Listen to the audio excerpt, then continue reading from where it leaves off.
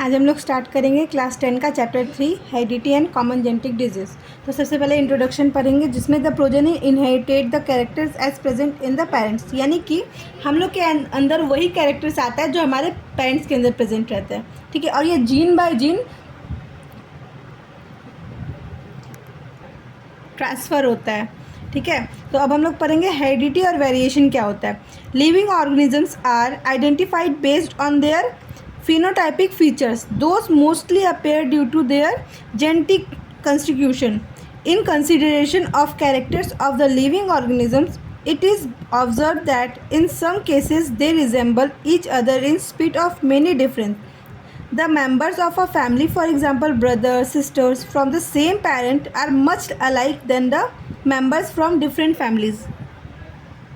यानी कि same parents के बच्चे दिखने में डिफरेंट होते हैं। ब्रदर और सिस्टर दो तो सेम पेरेंट्स से निकलते हैं ना, लेकिन उनका कैरेक्टर थोड़ा डिफरेंट होता है उनके। Taking some features into consideration as height of siblings, colors of eyes, hair pattern and texture, the brother and sister resemble their parents. यानी कि आइज़ का कलर, ठीक है, हेयर का कलर या फिर स्किन का कलर उनके किसी भी सिबलिंग्स में या किसी भी बच्चे में उनके पेरेंट्स से आते हैं। However, for many other features they much different from each other. और सिबलिंग्स में बहुत सारे फीचर्स ऐसे हैं जो कि अलग अलग होते हैं। To tell the truth except monozygotic twins, no two individual are exactly alike with regard to their phenotypic features. The roots cause of similarity between the members of same family in inheritance of characters from parents to progeny, while the difference between the individuals of a family is manifestation of variation. यानी कि same family same siblings यानी कि same parents के बच्चे जो हैं वो उनमें बहुत सारे डिफरेंसेस होते हैं, जैसे कि लेकिन मोनोजाइगोटिक ट्विंस जो हैं उनमें डिफरेंस नहीं होता। मोनोजाइगोटिक ट्विंस और डाइजाइगोटिक ट्विंस में अंतर होता है कि मोनोजाइगोटिक ट्विंस जो होता है वो एकदम सेम दिखते हैं, हर चीज़ सेम होता है, लेकिन डाइजाइगोटिक ट्विंस में उनका फेस उनका सब चीज़ अलग अलग होता है, बस वो लोग ट्विंस होते हैं यानी कि एक साथ जन्म लेने वाले। At parents' state of knowledge, the character are mostly expressed by the activity of gene or genes. Though in certain cases, characters may have some environmental role with regarded to its experience. It is therefore the genes those control both heredity and variation of characters in living organisms. In consideration to these facts, it is important to know about the gene controlling to expression of characters and the machine of their transmission from generation after generation. यानी कि इस चीज़ के लिए हम लोग को पता करना ज़रूरी है कि जीन्स में ऐसा क्या होता है जो हम लोग के अंदर कैरेक्टर्स पीढ़ी दर पीढ़ी आगे बढ़ते हैं। तो स्टार्ट करते हैं definition of heredity. The passing of characters from the parents to offspring is the heredity and heredity is effected through transmission of gene from parents to progeny during reproduction. यानी कि हेरिडिटी एक ऐसा process है जब parents के characters बच्चे में transfer होते हैं। ये जो प्रोसेस है उसको हम लोग हेरिडिटी बोलते हैं और ये प्रोसेस होता है during reproduction. Heredity maintain the continuity of life and it helps in preserving species in nature. यानी कि ये क्या करता है, ये मेंटेन करके रखता है लाइफ को और कंटिन्यूटी ऑफ लाइफ को। अब definition of mutation, it is a permanent change of a nucleotide sequence of the genome of an organism. Mutation result from damage of DNA which is not तब गुस्सा होके चले गए थे। अभी हम लोग म्यूटेशन पर है।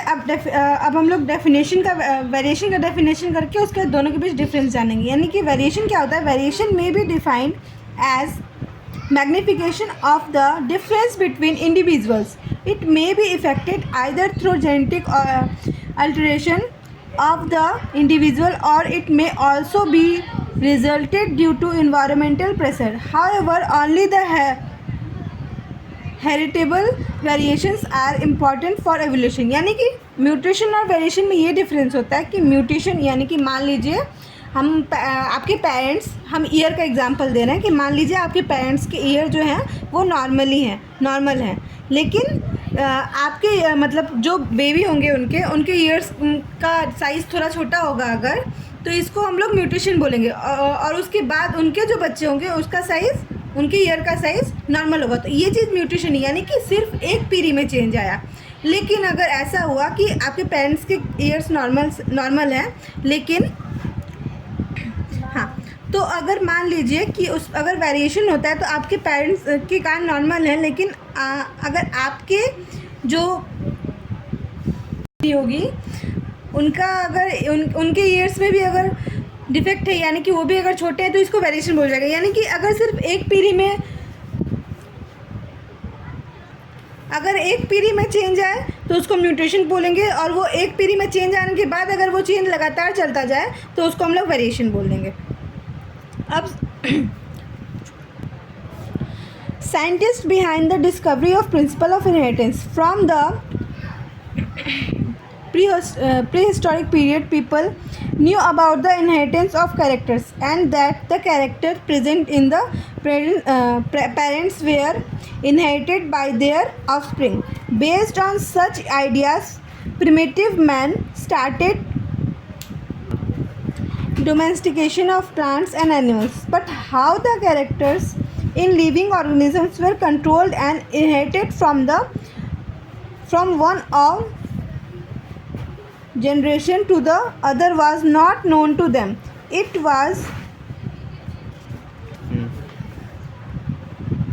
But how the characters in living organisms were controlled and inherited from one generation to other generation to the other was not known to them. It was Gregor Mendel who first carried out some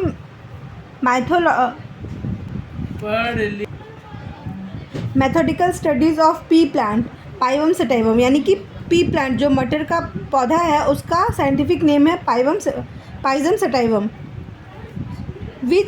which lead Mendel to discover some laws those may explain how characters are inherited by progeny from parents. Mendel was a monk in an Augustinian monastery at Brunn.